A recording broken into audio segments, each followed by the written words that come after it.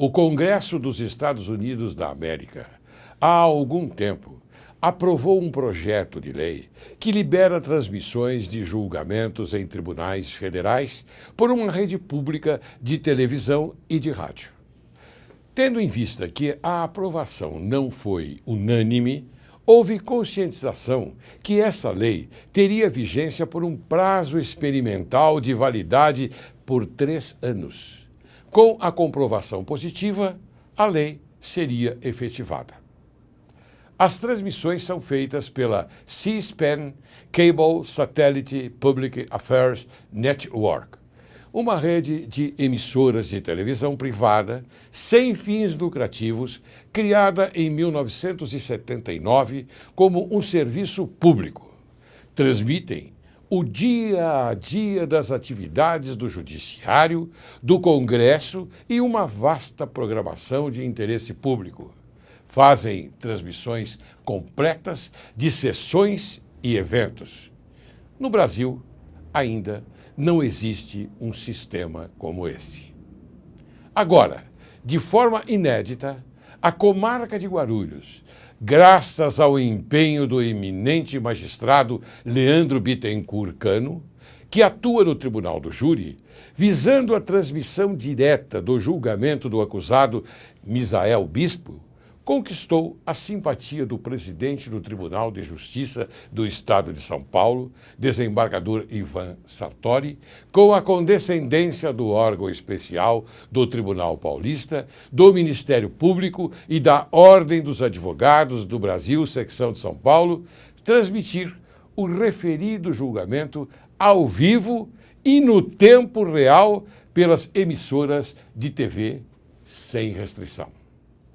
Direito e Justiça em Foco parabeniza a magistratura do Estado de São Paulo, em especial o magistrado Leandro Bittencourt Cano e o juiz Antônio Galvão.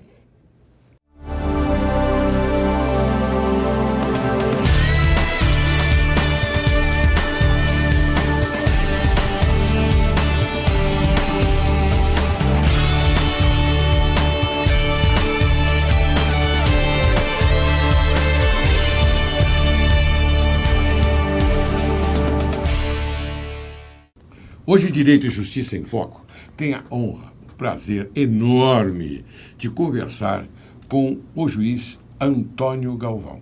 É um magistrado excelente, é um magistrado que é bastante culto e vocês vão apreciar no decorrer da nossa entrevista. Antônio Galvão é juiz de direito desde setembro de 2000, portanto, ele tem 12 anos de magistratura. Foi advogado de 98 a 2000.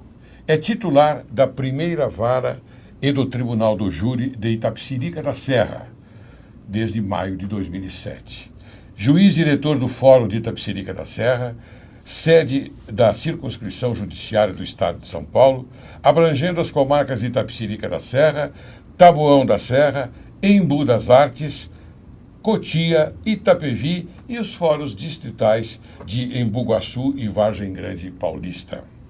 Juiz formador do curso de iniciação funcional e coordenador do núcleo regional da Escola Paulista da Magistratura, inclusive da circunscrição de Itapecerica da Serra. Telespectador, ele presidiu mais de 400 júris, inclusive de grande repercussão, aquele do caso Celso Daniel.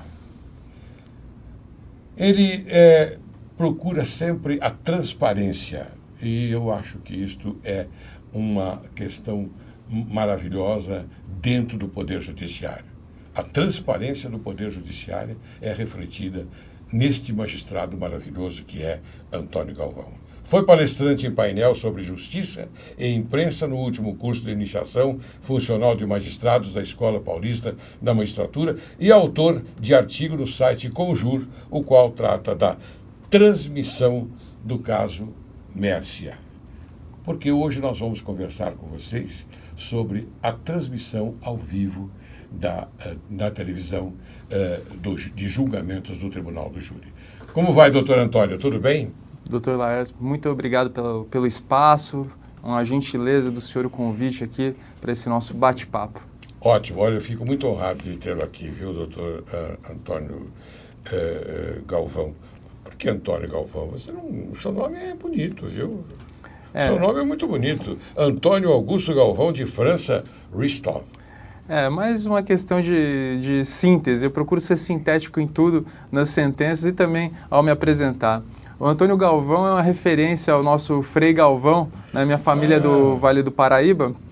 Então, meu nome foi, de certa forma, uma homenagem a Frei Galvão. Eu gosto muito desse nome Antônio Galvão, que, na verdade, o Frei Galvão, se não me engano, era Antônio de Santana Galvão. E para encurtar um pouco a fala, assim como eu faço as minhas sentenças, que eu procuro ser bem sucinto também. Então, telespectador, perceba que trata-se de um magistrado de altíssima cultura, elevadíssima cultura, um homem que gosta da simplicidade. E também da simplicidade porque eu o conheço. E conheço a jurisdição. Eu sei como ele trata a sociedade, os jurisdicionados. Este é um magistrado exemplo. É por isso que nós o trouxemos aqui para conversar conosco e com você também, caro telespectador. Bem, hoje nós vamos tratar então do assunto transmissão ao vivo pela televisão. E nós procuramos aqui enaltecer este fato, porque agora, dia 11, nós vamos ter um julgamento pelo Tribunal do Júri de Guarulhos, não é verdade? Com o nosso colega, Dr. Leandro Bittencourt Cano. É verdade, é uma inovação, algo único na história dos tribunais do júri. Na verdade, nós sempre tivemos muita dificuldade em efetuar essas transmissões ao vivo e a questão, às vezes, era operacional. É certo que muitos colegas são contrários à transmissão de sessões plenárias, por uma série de razões, mas eu sempre fui adepto da transparência. Nos últimos anos, pelo menos em 10 plenários, houve uma grande procura da mídia lá em Itapecerica da Serra para transmissão de julgamentos, não só do caso Celso Daniel. Nós fizemos 4 júris nos últimos 2 anos referentes ao caso Celso Daniel, em que houve uma grande procura da imprensa para fazer a cobertura e também a transmissão, só que a questão era operacional. E essa foi a grande inovação do Dr. Leandro Cano, que ele conseguiu propiciar a transmissão. O que aconteceu? Na maioria das vezes, quando a gente procurava disponibilizar a transmissão de julgamento, havia, digamos, um embate entre as emissoras de TV. Às vezes havia até mesmo grandes emissoras que mandavam diversas equipes e não havia um consenso entre elas sobre quem ia fazer a gravação e sobre quem iria ceder as imagens. Os nossos salões do júri são pequenos, até porque muitas vezes nós temos que fatiar os salões do júri para poder abrir espaço para as novas varas que são instaladas, né? Então, e acomodar as pessoas que, afinal de contas, querem assistir o júri, né? A gente tem que lidar com isso, né? Tem a imprensa, né? Mas também temos que reservar espaço para os familiares das pessoas envolvidas, às vezes também para estagiários de direito, os advogados que militam na comarca. Então, nós procuramos reservar locais para todas essas pessoas. E, evidentemente, a gente não pode permitir 30 câmeras se movimentando dentro do plenário e até para preservar a tranquilidade dos jurados durante essas sessões. E, às vezes, os meios de comunicação, além de haver, digamos assim, um ciúme sobre quem seria o responsável pela captação e transmissão do julgamento, também tinha questões operacionais de incompatibilidade entre sistemas de TV. Então, tem, por exemplo, emissoras que usam apenas equipamentos digitais que são incompatíveis com outros determinados equipamentos. Então, caso uma emissora X fosse sorteada, aquela Y já não poderia pegar as imagens dela por problemas operacionais. E a grande inovação partiu do Dr. Leandro Cano, titular da vara do Tribunal do Júri de Guarulhos, e também da nossa assessoria de imprensa, muito bem representada pela dona Rosângela Sanches, né? E toda a equipe, né? Tem o Rômulo, a Cecília, Sheila, enfim, uma equipe maravilhosa da nossa assessoria de imprensa, que reuniu-se com diversos meios de comunicação, jornais, emissoras de televisão, de internet, de rádio, e como eles conseguiram instrumentalizar isso. O Dr. Leandro propôs que fosse contratada uma produtora, que essas emissoras interessadas nas imagens arcassem com essa produtora, e essa produtora, de forma absolutamente independente, como se fosse uma espécie de auditoria externa, iria ceder as imagens e cada um utilizaria da forma como quisesse, transmitindo ao vivo, gravando, editando, ou seja, a forma mais democrática e transparente possível e, principalmente, resguardando a tranquilidade dos trabalhos em plenário. Porque ao invés de 20 câmeras, teremos apenas algumas e a assessoria... 3 câmeras. 3 câmeras já bastam, não sei exatamente quantas terão, mas eu tenho certeza que irá correr tudo muito bem. Estou muito ansioso para esse julgamento. Me diga uma coisa, Antônio, a assessoria então será do Tribunal de Justiça, não é? Que é da Rosângela Sanches. Rosângela Sanches, meus parabéns. Nossas homenagens a você, como sempre. Você é maravilhosa. Então, nós, inclusive, tínhamos até uma pergunta aqui a respeito da criatividade. Não é? Nós entendemos que a criatividade faz parte de um processo investigatório que estuda a mente humana. Não é? Então, nós tínhamos esta pergunta, mas você já tocou na criatividade. Agora, eu quero saber o seguinte, é a mola mestra, então... A inovação é a mola mestra da criatividade, é óbvio. Com certeza. E como mola mestra da criatividade, eu pergunto, esta inovação que nós estamos tratando é fundamental para o dia a dia do judiciário? É fundamental. O judiciário, nós temos que lidar dia a dia com uma série de restrições orçamentárias, de pessoal, de espaço físico, né? Já se dizia, acho que desde a Grécia Antiga, né, que a necessidade é a mãe da inovação. Claro. E todo dia nós somos desafiados a criar rotinas, sermos mais sucintos em nossas decisões, enfim, a procurar maximizar o nosso trabalho, dando uma maior velocidade à prestação jurisdicional, mas sem comprometer a segurança jurídica. Claro. Nós sabemos, temos conhecimento que nos Estados Unidos, na Inglaterra, já há essa transmissão ao vivo de alguns julgamentos, ou seja, não só daqueles de repercussão, como nós estamos tratando aqui no Brasil, inédito, o primeiro. Mas todos os julgamentos são televisionados, não é? Porque é de interesse público, não é verdade? É de interesse público. E a publicidade é, naturalmente, aquela que vigora no nosso sistema jurídico, não é verdade? Então, a publicidade é muito importante. Você quer falar alguma coisa sobre isso? Na verdade, recentemente eu escrevi um artigo que trata justamente dessa questão da publicidade. O principal argumento é que a Constituição Federal fala que os julgamentos do Poder Judiciário, em regra, são públicos, ressalvados os casos de segredo de justiça. Ora, considerando o grande interesse dos meios de comunicação em diversos júris de grande repercussão e considerando também as limitações físicas dos nossos plenários, que às vezes não chega a 100 lugares... É verdade. Impedir a veiculação de imagens é quase como colocar uma placa na porta do fórum e proibir a entrada do povo. A sociedade não pode entrar, não pode ver, e a única forma dela assistir ao julgamento é através de interlocutores, do advogado que fala a sua versão, do promotor que fala a sua versão, do jornalista que, por mais isento que possa ser, ele vai ter uma visão de jornalista, que pode ser diferente da visão do engenheiro, pode ser diferente da visão de um agricultor.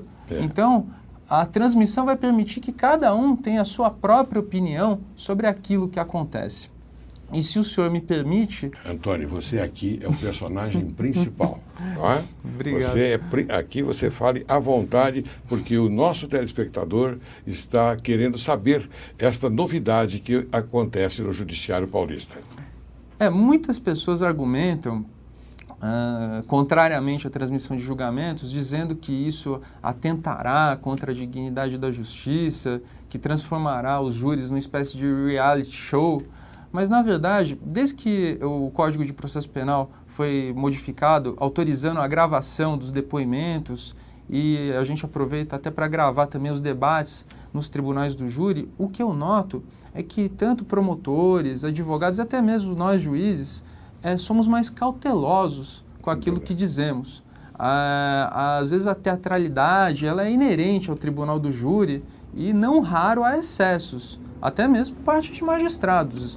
Então eu mesmo procuro me policiar mais com as minhas palavras, até mesmo com a forma correta e acessível, sabendo que aquilo vai ser gravado e vai ficar para a posteridade. Claro. Então eu creio que a transmissão de julgamentos será positiva nesse sentido, mas aí só a história dirá. Eu tenho quase que certeza também, como você, que nós vamos ter sucesso. O sucesso é aquele que está ao lado do Poder Judiciário. Como nós estamos comentando aqui, caro telespectador, através da criatividade veio a inovação. E a inovação é esta, a inovação que você está tendo a oportunidade de apreciar a partir de segunda-feira, na sua casa, cenas ao vivo do júri da Mércia Nagashima. Nagashima, né? Nagashima. Então, essa isto. Hoje nós estamos conversando com você e amanhã você terá um júri à sua disposição na sua residência. Olha que coisa maravilhosa. Olha o progresso do Poder Judiciário. Tudo isso foi conquistado por este nosso grande colega, juiz, o Leandro Bittencourt Cano. Maravilhoso. Mais uma vez eu te cumprimento, Leandro. Parabéns. Você é uma pessoa também importante dentro do cenário do Poder Judiciário. Todos são importantes, mas eu vou dar um destaque especial para você. Tá bom? Correto? Correto. O que você acha? Fizemos Concordo. Justiça aqui? Fizemos justiça aqui com o Dr. Leandro. Eu já externei a ele, nas nossas conversas também essa minha admiração por ele ter conseguido fazer até algo que eu não consegui. Então eu vou agora aproveitar a expertise do Dr. Leandro e futuramente, quem sabe, em júris de repercussão na minha comarca, também vou adotar esse mesmo mecanismo. E eu acho que é algo que veio para ficar. Mas você está dentro do sistema, porque você também ajudou nessa parte, Antônio. Eu acho, o seu trabalho é digno, inclusive, telespectador, se você quiser ler o trabalho do magistrado Antônio Galvão, por gentileza, acesse o Conjur. Acessando o Conjur, você vai ter uma noção daquilo que ele pensa. Já pensava anteriormente e hoje nós estamos colocando, através das câmeras, para você, o pensamento desse notável magistrado paulista. Eu sempre permiti o acesso da imprensa nos tribunais do júri, mas as imagens a gente restringia apenas alguns takes para que pudessem ser ilustradas as matérias, e geralmente a gente permitia os takes naquelas homenagens iniciais, que é um ponto que não causa tanto, não atrapalha tanto o desenvolvimento das teses, tem um introito de 10 minutos, que geralmente o promotor e o advogado fazem, e nessa hora a gente fazia os takes e os meios de comunicação tinham imagens para serem veiculados durante as matérias. Mas a gravação e transmissão integral do julgamento, isso é uma novidade incrível. É uma novidade. Então, veja, telespectador, não esqueça que nós estamos tratando hoje desta novidade, que é o julgamento ao vivo de um caso, de um fato crime, que ocorreu há alguns anos atrás, e de repente você tem esse julgamento, você pode assistir esse julgamento na sua residência, sentado comodamente na sua poltrona. Isto é muito importante. Importante porque é um passo que o judiciário dá para para levar a você, não é, aquilo que você tem que saber, você tem que ter conhecimento, porque isso é cultura. O que você acha, não é? Eu concordo, e a gente nota isso a partir das transmissões do Supremo Tribunal Federal, né? Ano passado teve uma ampla divulgação a ação penal 470, Nossa, famosa, né? Que eu chamo de caso mensalão, isso sem qualquer conteúdo valorativo, claro, mas eu acho que claro. a gente tem que usar termos simples, claro, para que todos entendam aquilo que está sendo dito, né? Claro. Se eu falar ação penal 470 para alguém de fora da área jurídica, provavelmente ela não vai saber do que nós estamos falando. Se eu falar do caso mensalão, todos sabem, e eu não estou fazendo qualquer juízo de valor, até porque isso compete à nossa corte máxima. Não cabe a nós. Mas, enfim, a transmissão do caso mensalão, ela tornou corriqueiros, a gente vê isso no bate-papo do dia a dia, termos como dosimetria, relator, revisor. Inclusive, no meu artigo, eu menciono que recentemente estava vendo um jogo, acho que era vôlei, enfim, um evento esportivo, e o locutor, ao pedir a opinião do comentarista sobre a partida, o comentarista falou assim: acompanho o relator. Olha só. Então eu fiquei assim feliz com aquilo, quer dizer, virou um termo corriqueiro. Dosimetria de penas passou a ser um termo corriqueiro, então só contribui para o conhecimento de todos. Então são os termos técnicos, não é, que já estão sendo apreciados pela população, pelo povo, pelo jurisdicionado, pela sociedade. Esses são os termos técnicos. Acompanho o relator. É óbvio. Isso numa partida de vôlei. Numa partida de vôlei. Olha só que maravilha. Bem, Antônio, eu agora vou chamar um pequeno intervalo para depois nós retornarmos e continuarmos com esta belíssima conversa que estamos tendo hoje. Você, caro telespectador, aguarde que logo, logo retornaremos.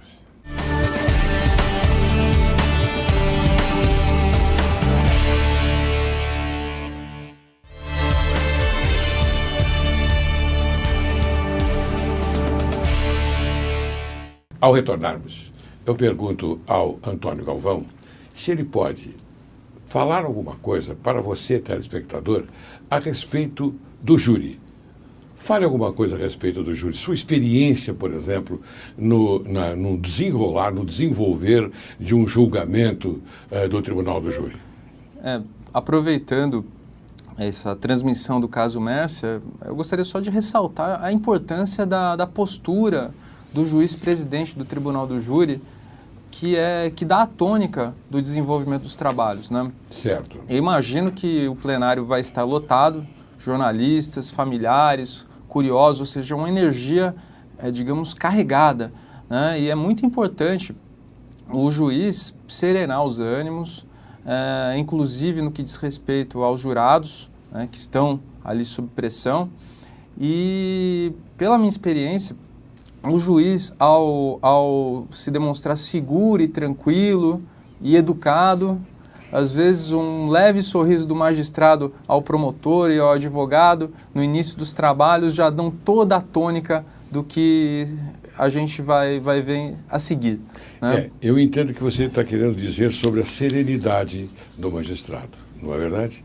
Essa serenidade, ela deve ser passada para os outros personagens, vamos chamá-los de personagens, sim. Não é? Porque não deixa de ser personagens que compõem, não é, o Tribunal do Júri. O acusado. Eu não gosto desse termo réu antes da sentença penal condenatória ou mesmo do trânsito julgado. Eu não gosto muito. Eu prefiro usar acusado. Um termo técnico de acusado. Mas, lamentavelmente, o réu é aquele que predomina no Tribunal do Júri. Lamentavelmente. Mas, então, sobre a questão, o acusado, depois nós temos a defesa, o advogado de defesa, não é? O promotor de justiça, que já discutimos aqui nesse programa, viu, doutor Antônio? Quer dizer, que uns entendem, eu também entendo, lamentavelmente, desculpe, que o Ministério Público, no Tribunal do Júri, é parte. Ele é parte, ele compõe a parte, a outra parte, Sim. a parte da acusação. Uhum. Então, eu gostaria agora que você discorresse sobre o assunto. Também a gente tem essa questão sobre a isonomia de partes no tribunal do júri. Uma questão que é sempre colocada diz respeito, por exemplo, à disposição de lugares no tribunal do júri. Claro. Normalmente o promotor fica, digamos assim, coladinho à direita do juiz e a defesa longe, afastada, como se fosse algo a ser evitado, né? E isso me parece que, de certa forma, quebra a isonomia, né? O único problema é que a maioria Deixa eu te fazer uma pergunta sobre isso, depois você Uhum. continua com o seu raciocínio. Uhum. Mas, no seu entender, isto influencia de uma forma maléfica ao desenvolvimento do tema da defesa, do assunto que está sendo discutido? Às vezes cria até um embaraço prático. Por exemplo, às vezes o promotor quer conversar a respeito de um quesito, né, e não quer atrapalhar os trabalhos. O promotor simplesmente se vira para o juiz e fala em voz baixa: olha, esse quesito aqui eu não concordei. Já o advogado, para fazer isso, ele tem que se levantar da tribuna onde ele está e se deslocar ao magistrado. Já tem um problema de ordem prática aí, né? E também aos olhos, às vezes, dos jurados, ver a promotoria ao lado do juiz e a defesa distante, isso também pode causar uma espécie de, digamos, propaganda negativa da defesa. Mas, infelizmente, a maioria dos nossos plenários já são antigos, foram feitos na década de 60, trazem já essa disposição, e isso é algo, penso eu, que deve ser discutido pelos órgãos de cúpula, no âmbito do nosso Conselho Superior, do órgão especial, até mesmo do CNJ, de determinar a disposição de lugares de forma a se garantir o equilíbrio entre as partes, né? Isso sem qualquer demérito ao Ministério Público. Claro. E muito pelo contrário, né? Sempre procurei zelar por essa isonomia, mas jamais, digamos assim, puxando a sardinha para a defesa ou para a promotoria, né? Mantendo a posição de magistrado imparcial e principalmente transmitindo essa imparcialidade e esse equilíbrio aos jurados, que são os verdadeiros julgadores da causa. Eu aqui tenho uma pergunta que foi feita por um advogado criminalista, quando ele soube que nós íamos entrevistar um magistrado da sua qualidade. Ele então me telefonou e disse: desembargador, será que eu posso fazer uma pergunta para o magistrado? Eu falei: claro que pode. Vindo de um advogado é sempre bom. O advogado é o doutor Mauro Otávio Nassif. Ele é um advogado que parece que já fez 900 júris. 900 júris. É bastante experiência. Então, a pergunta é: qual é a sua opinião quanto à transmissão direta pela televisão do Tribunal do Júri e no tocante, ao rosto, mostrando o rosto dos jurados? Pode ou não pode? Eu vou contar da minha prática nos júris que foram transmitidos, que eu presidi. Foram mais ou menos 8 ou 9 júris. E nessas oportunidades nós tivemos a cautela de colocar uma espécie de biombo. Era um biombo que não é que ele impedia a visualização dos jurados, mas servia como uma espécie de marcação para a própria imprensa, no sentido de evitar a captação. A assessoria de imprensa sempre nos auxilia nesse sentido, de orientar os veículos de comunicação, os jornalistas, os repórteres cinematográficos, no sentido de não captarem a imagem dos jurados. E isso tem sido respeitado. Até hoje, desses 10 júris, só teve uma vez que houve uma breve filmagem de jurados. Infelizmente, até a emissora que fez isso pediu 1000 desculpas, porque eles tinham perdido o briefing inicial de abertura dos trabalhos e comeram bola, né? Mas, graças a Deus, os jurados não ficaram incomodados, não houve nenhum tipo de constrangimento aos jurados. Na verdade, alguns até gostaram, né? Porque tem jurado que quer aparecer, né? Mas o que eu fiquei sempre me indagando é o seguinte conflito de normas, né? Aparente de normas. De um lado, nós temos a regra da publicidade dos julgamentos, né? Qual a base normativa para se vedar a captação da imagem dos jurados? Eu pensei no artigo 5º da Constituição, que fala sobre o sigilo das votações. Exatamente. Qual é a razão desse dispositivo? É justamente assegurar ao jurado a isenção de ânimo, a serenidade, a certeza de que ele ficará anônimo. Então, esse anonimato dos jurados me parece que pode ser extraído do artigo 5º e ser usado fazendo um balanceamento de normas constitucionais, falar, ó, o julgamento é público, mas a imagem do jurado não é. Se depois do julgamento o jurado quiser dar entrevista e falar a opinião dele, ele é livre para isso. Mas até acabar a sessão, a imagem dele vai ser preservada e isso da forma mais democrática possível, com base no nosso artigo 5º. Você acha, Antônio, agora me veio a pergunta, que que é um prolongamento do princípio da incomunicabilidade? Também é do princípio da incomunicabilidade, porque o jurado ele não pode ter um contato com o meio externo. Por vezes, os júris demoram dias, né, e, de certa forma, o jurado pode assistir uma televisão ou algo do gênero, e ele, de repente, ao ver a imagem dele mostrada em rede nacional, pode se sentir constrangido. E, de certa forma, está tendo o quê? Uma intercomunicação, né, entre os meios de comunicação e o jurado que se encontra no alojamento, aguardando o dia seguinte dos trabalhos no júri. Agora a pergunta minha, continuando nesse tema, você acha que esse princípio da incomunicabilidade é prejudicial para o deslinde da questão, ou seja, para a conclusão daquele julgamento pelos jurados? Eu acho que é prejudicial a incomunicabilidade. Eu acho que essa incomunicabilidade entre jurados seria uma forma de subestimar a inteligência do povo e dos próprios jurados. A dinâmica de debate entre jurados, a gente pode ver, né? Tem um filme famoso, né? Acho que é 10 Homens e uma Sentença, ou 12 Homens e uma Sentença. Isso. Já houve várias versões, uma, se não me engano, com o Jack Lemmon, se não me engano, e que há o debate... o debate entre os jurados. Entre os jurados, claro. E que se não houvesse aquele debate, haveria uma injustiça, né? Conforme a história do filme, né? E eu acredito que deveria ser permitido aos jurados, evidentemente orientados por um jurado mais experiente ou até mesmo pelo juiz-presidente, como uma espécie de mediador dos debates, né? E permitir com que eles discutissem e chegassem de forma clara, transparente, sobre qual a decisão mais justa naquele caso.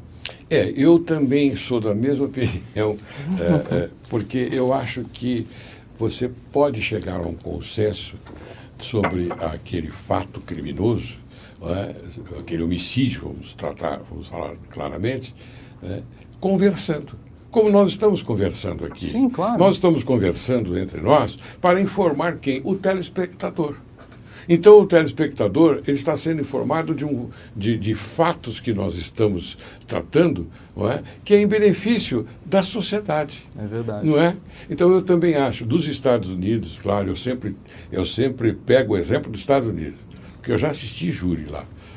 Então, a gente traz esse exemplo que é muito importante. São 12 jurados, não são 7, como aqui. Não é? São 12 homens e uma sentença. E 12 homens e uma sentença o filme, exatamente. Porque são 12 jurados. Os 12 jurados, dentro da sala secreta,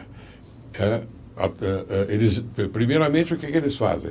Eles votam para eleger um líder por ordem na casa. E depois ficam debatendo. Eu acho mais justo, porque chega-se a um resultado lá, não é? Que depois é trazido para o tribunal do júri, com uma cédula que é entregue ao juiz dizendo guilty or not guilty, ou seja, culpado ou inocente. Não precisa mais nada. Ele é culpado? É culpado, está aqui, culpado. Nós chegamos à conclusão, ao conselho de sentença, chegou à conclusão que ele é culpado.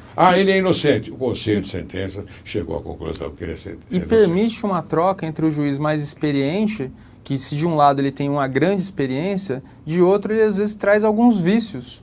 E com um jurado que acabou de chegar, que não tem experiência, mas às vezes tem uma visão arejada e, digamos assim, livres de alguns vícios que eventualmente o jurado mais antigo possa ter desenvolvido ao longo de sua longa carreira como jurado. Tem gente que tem jurados voluntários em Itapecerica que estão há mais de 20 anos. Claro. E às vezes a gente faz júris com jurados com essa experiência e outros que estão no primeiro júri.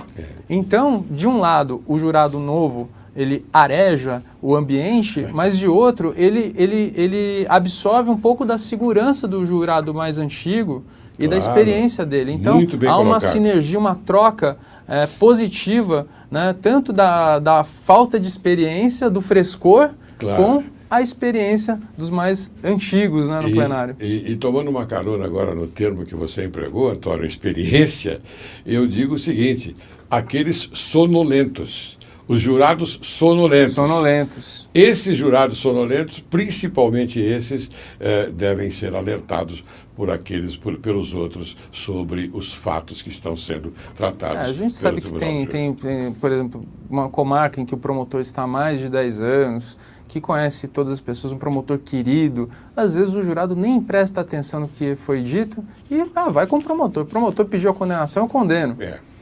Já tem casos que é o sentido oposto. Tem pessoas que são extremamente religiosas. Eu já conversei muito com os jurados, sempre converso com os jurados quando eu posso, né? E que a pessoa não condena nunca, porque, segundo ela, só Deus pode condenar. Então, quer dizer, mas se houvesse uma troca de informações entre os jurados, talvez esses excessos, essas extremidades fossem diminuídas e se chegasse a uma justiça, a um equilíbrio. Então, você acha então que, agora vai a pergunta, que com esta inovação da transmissão ao vivo, pode mudar esse comportamento? Eu acho muito importante porque as pessoas vão ver como funciona o júri. Ótimo. Vão poder tirar suas próprias conclusões e, inclusive, pressionar os nossos representantes, nossos deputados, nossos senadores, para que alterem aquilo que precisa ser alterado. Eles vão verificar que o nosso júri é de uma sistemática que vem de décadas, talvez séculos, né? E o nosso Código de Processo Penal é da época de Getúlio Vargas, apesar dessas inovações que foram muito boas nos últimos anos, mas o Código é muito antigo.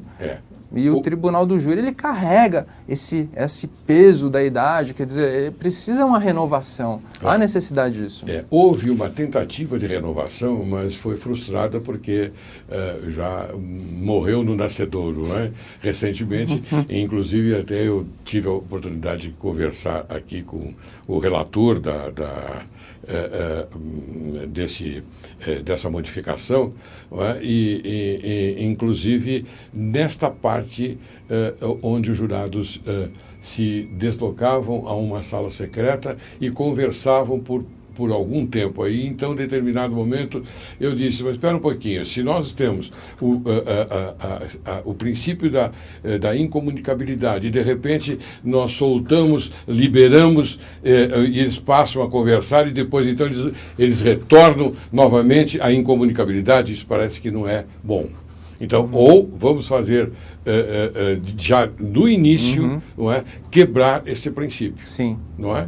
E fica e eles se comunicam entre si. Porque, se não me engano, até nos Estados Unidos mesmo, há uma permissão em alguns locais do próprio jurado se deslocar para sua residência em júris muito longos, né? Ele não fica encarcerado, digamos assim, no fórum. Não tenha dúvida, claro. Então, por exemplo, me parece até que atenta contra a dignidade da pessoa humana o jurado não poder ligar para a família dele e falar, olha, pega o meu filho na escola que o júri vai demorar. Não, ele tem que pedir, parece uma criança no jardim da infância, tem que pedir para ligar para alguém. Né? Então, me parece até que fere, de certa forma, a dignidade do jurado. Né? Eu também acho. Bem, agora, continuando, o advogado também fez outra pergunta. Ele se manifestou sobre o crucifixo. O que você acha do crucifixo? Deve ou não ser tirado do Tribunal do Júri? Analisando sob o ponto de vista constitucional, legal, eu não vejo fundamento para que o crucifixo permaneça nas salas de audiência. Né? Estamos num Estado laico, Mas o fato é que, mesmo no Supremo Tribunal Federal, há um crucifixo lá na sessão plenária. Claro. Em todos os plenários há aqui em São Paulo.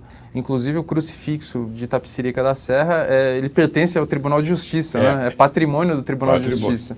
Então me parece que uma decisão no sentido de se retirar os crucifixos, e eu tenho a minha religiosidade, e não é o fato do crucifixo estar lá ou não estar, que isso vai minimizar minha crença em Deus, muito pelo contrário, né? Acho que a gente, cada um traz a sua crença no coração, mas o fato é que até hoje ninguém se insurgiu contra o crucifixo em nenhum júri que eu presidi, e às vezes o crucifixo é capitalizado tanto pela defesa quanto pela acusação. Claro. Né? Então, por vezes a defesa fala de Jesus Cristo mencionando um erro judiciário, querendo causar algum tipo de insegurança ou intranquilidade aos jurados para não condenarem o réu.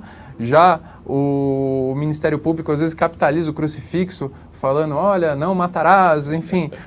Então, nunca houve nenhum tipo de reclamação. Eu sei que ano passado, no Tribunal de Justiça do Rio Grande do Sul, foi instaurado a pedido de uma organização, um pedido de providências para a retirada dos crucifixos, e foi algo bastante polêmico. Me parece que o órgão de cúpula do TJ do Rio Grande do Sul acolheu esse pedido e foi determinada a retirada dos crucifixos. Isso causou um mal-estar. Então eu acho que é uma decisão que deveria vir de cima dos órgãos de cúpula e até partir eventualmente do próprio Supremo Tribunal Federal, que não há um consenso lá com relação à questão do crucifixo, mas eu, em princípio, eu creio que não é o local adequado para o crucifixo. Muito bem. Eu estou já caminhando para o final do programa, mas eu não posso deixar de fazer uma pergunta muito importante a você, porque eu acho que merece, então eu peço a você que me responda por gentileza. Doutor Antônio, o que você acha a respeito da absolvição sumária agora trazida pela reforma processual penal? Antes a absolvição sumária no plenário, no júri, ocorria só na fase de pronúncia. Agora não, apresentada a defesa escrita, o juiz pode eventualmente absolver sumariamente o acusado. Eu acho muito positivo, e até porque isso formaliza na lei algo que às vezes já ocorria. Muitas vezes as ações penais eram trancadas em habeas corpus, ou mesmo o juiz falava que não havia justa causa e encerrava a ação no meio do processo, às vezes antes de iniciar a instrução, mas após o recebimento da denúncia. Claro. E isso, digamos, formalizou algo que por vezes já ocorria. Eu até tive um caso muito interessante, muito marcante para mim, foi um dos casos mais marcantes, acho que, da minha carreira, foi em Capão Bonito, eu era juiz substituto, isso foi em 2003, e foi um caso muito emocionante. Era um caso de homicídio culposo de trânsito, não era de júri, porque era culposo, mas envolvia um homicídio, e foi uma tragédia. Eu cheguei, foi no meu primeiro dia na comarca, ao interrogatório do réu, era um pai que, ao manobrar o carro dentro da garagem, acabou atropelando o filho de tenra idade. A criança morreu, era uma criança de pouca idade mesmo, acho que de 2 anos, e a gente foi interrogar aquele pai. Eu estava acompanhado do promotor de justiça, do advogado, e o pai, ele estava absolutamente arrasado. Ele chorou ao longo de todo o interrogatório, se dizia extremamente arrependido e se sentia assim, era de uma culpa absurda. Era um caso de perdão judicial evidente. Não havia como prolongar aquilo, quer dizer, eu não ia aguardar a sentença, ouvir testemunhas, fazer aquele pai revivenciar aquilo ao longo de um processo que por vezes dura anos, né, sendo que eu poderia já encerrar aquilo ali. Eu ponderei com o promotor, eu falei, doutor promotor, vamos aplicar o perdão, o senhor concorda, né? Porque também se houvesse recurso, também o processo ia se estender também. E o promotor de imediato viu, olha, se eu não aplicar perdão judicial nesse caso, eu não aplico em nenhum. Né? Então aquele pai, e a peculiaridade desse caso é que naquele dia o pai, ele nos contou depois do perdão judicial que ele estava correndo para o hospital, que iria nascer uma filha dele. Puxa. Então ele se sentiu perdoado por Deus e pela justiça. Que maravilha, parabéns. Você vê, telespectador, essa história que o doutor Antônio contou, verídica, ela nos dá a segurança de que esta absolvição sumária agora, não é, vigente no Código de Processo Penal, artigo 397, ela é salutar. É salutar por quê? Porque encerra-se o processo praticamente no nascedouro. Não há mais, o juiz verifica que não há condições de prosseguir e encerra o processo. Aplica a absolvição sumária. É altamente salutar para o processo penal. Bem, doutor Antônio, eu tive imenso prazer em tê-lo aqui. Prazer todo peço, meu. Então, agora, rapidamente, que o senhor apresente as suas considerações finais. Queria ressaltar a importância da transmissão do júri do caso Mércia Nakashima, que ocorrerá na semana que vem. Eu estou muito ansioso e acho que toda a sociedade anseia conhecer e participar do Tribunal do Júri, ingressar no Tribunal do Júri. Vamos retirar essa placa, é proibida a entrada do povo, e vamos colocar uma placa, seja bem-vinda à sociedade. Muito obrigado, doutor Antônio, pela sua participação. Fiquei muito honrado. Direito e Justiça em Foco agradece muito Eu que agradeço. a sua presença. Tenha certeza que nós estamos contentíssimos com as suas palavras aqui no Direito e Justiça em Foco. Muito obrigado.